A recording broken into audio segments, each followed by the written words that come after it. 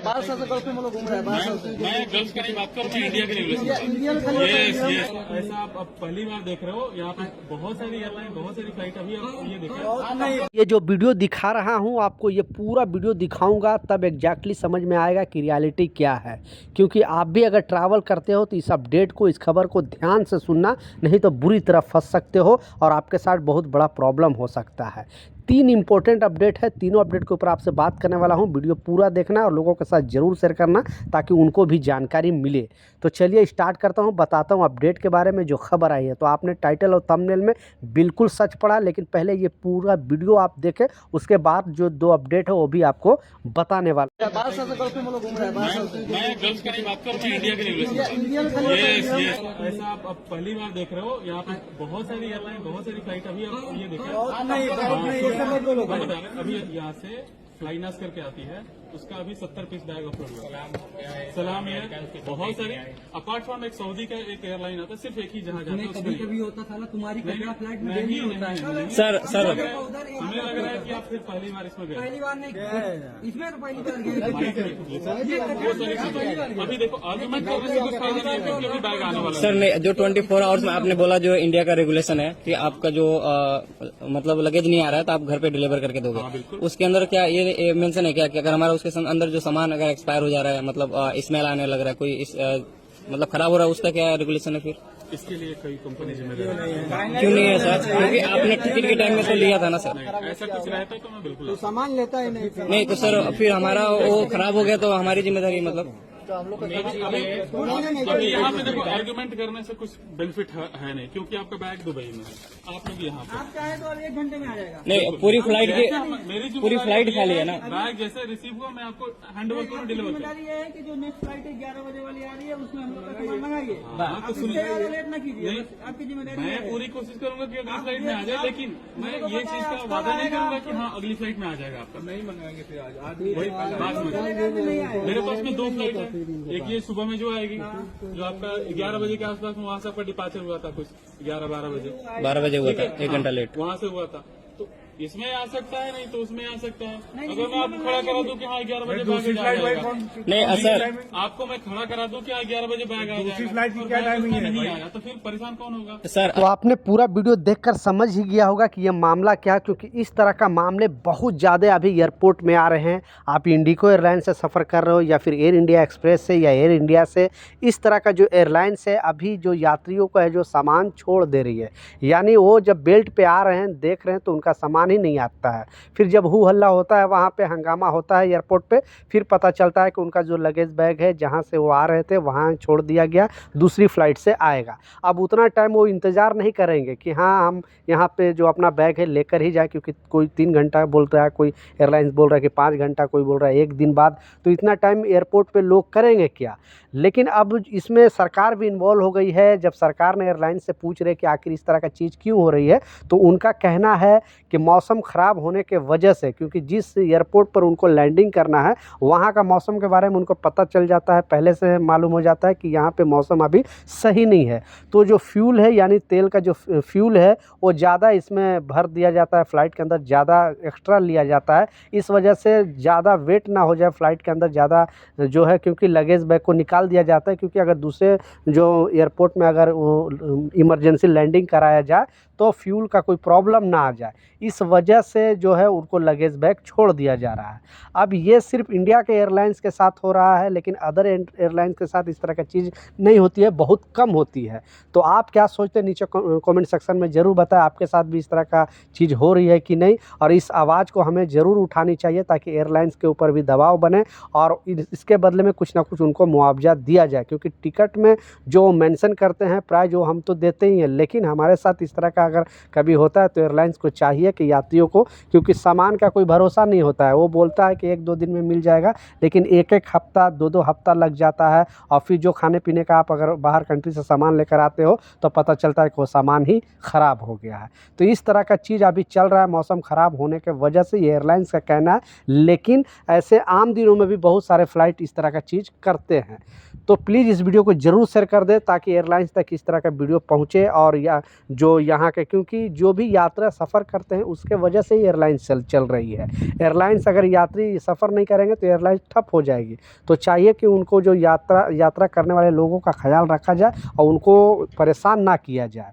दूसरा जो important update है वो भी मौसम से रिलेटेड ही अपडेट है। बेसिकली उत्तर भारतीय से अगर आप ट्रैवल कहीं के लिए कर रहे हो, जैसे आप दिल्ली से अदर कंट्री के लिए ट्रैवल कर रहे हो, अदर स्टेट के लिए ट्रैवल कर रहे हो, लखनऊ से, बनारस से, या फिर आप यूपी के किसी भी एयरपोर्ट से, या फिर पटना से, रांची से, बेसिकली उत्तर भारतीय से जो भी स्टेट पड़ते हैं, क्योंकि इस समय मौसम यानी ठंडी गिरने की वजह से बहुत सारे कोहरे गिर रहे हैं और फ्लाइट बहुत सारे लेट हो रहे हैं। बहुत सारे फ्लाइट ऐसे भी जो कैंसिल किया जा रहा है। इस वजह से यात्री को बताया गया है कि आप अगर ट्रैवल कर रहे हो तो आप अपने फ़्लाइट का अपडेट देख ले कि आपका फ़्लाइट कोई डिले तो नहीं है।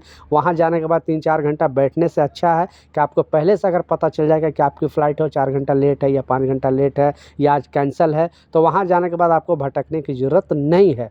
तो आप भी अगर प्रेजेंट टाइम में अगर ट्रैवल कर रहे हो तो इस बात का लाजिम ख्याल रखें, आप अपडेटेड रहें।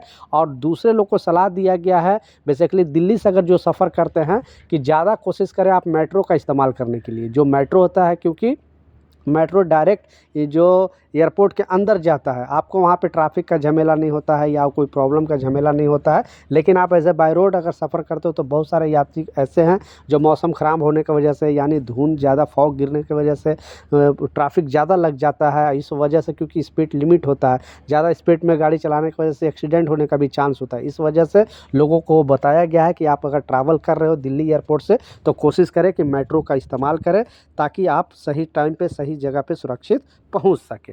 लास्ट जो सबसे इम्पोर्टेंट अपडेट है, बिल्कुल ध्यान से सुनना इस वीडियो को और लोगों के साथ ज़रूर शेयर करना, क्योंकि आपने बिल्कुल टाइटल और थंबनेल में सच पढ़ा है कि अगर ये 5 सामान आपके लगेज बैग से निकल जाता है तो पहले इसे थोड़ा रियायत दे दिया जाता था, थोड़ा इग्नोर भी कर दिया जाता था, लेकिन अब सीधा जेल जाना पड़ सकता है।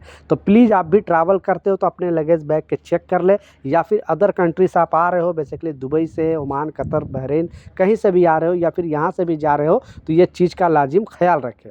तो पहला जो अपडेट है और पहला जो सामान का जो नाम दिया गया है, क्योंकि बहुत सारे यात्री इस तरह का गलती कर रहे हैं, इसलिए लोगों को वार्निंग दिया गया है कि किसी भी कंट्री का आपको, ठीक है, किसी भी कंट्री का, किसी भी देश का जो मुद्रा है यानी कैश है, आप अपने लगेज बैग में भूल से भी आप ना रखना।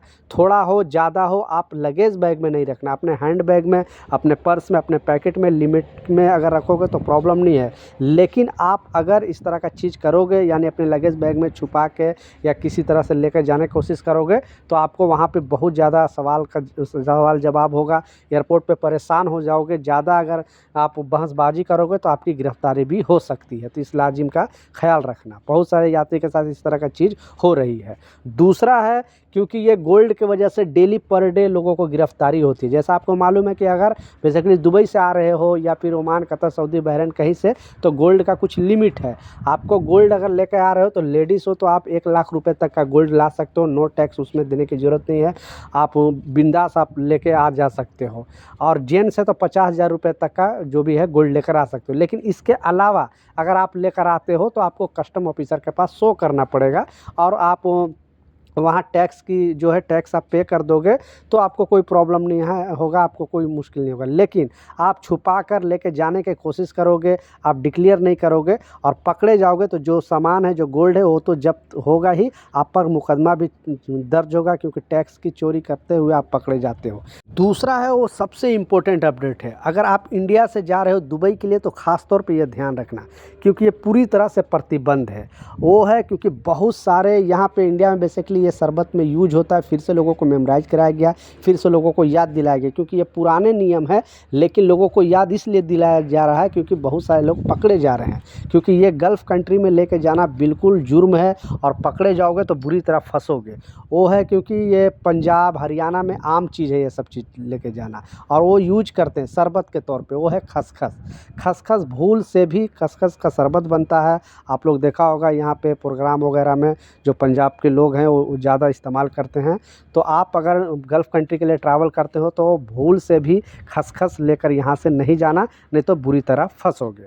चौथा इसमें कि किसी भी तरह का चित्र है जो गंदे तस्वीर है या फिर किसी तरह का कुछ फ़ोटो है, ऐसे कुछ यहाँ पे बेसिकली चित्र लेके जाने का बहुत सारे पोस्टर लोग लेके जाते हैं और चित्र लेके जाते हैं, तो इस तरह का चीज़ भी आप चित्र वगैरह लेकर नहीं जा सकते हो, पूरी तरह प्रतिबंध है, पकड़े जाओगे तो गिरफ्तार हो सकते हो।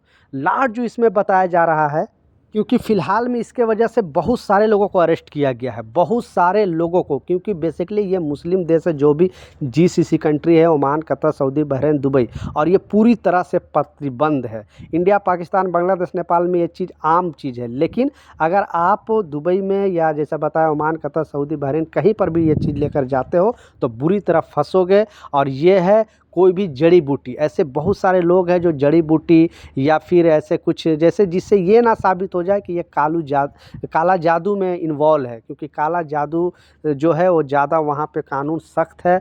और ताबीज़ वगैरह हो गया, बहुत सारे लोग ताबीज़ है या कुछ उल्टे सीधे जड़ी बूटी लेकर जाते हैं, तो पकड़े जाओगे तो सीधा जेल जाओगे। इसलिए इस बात का लाजिम ख्याल रखें।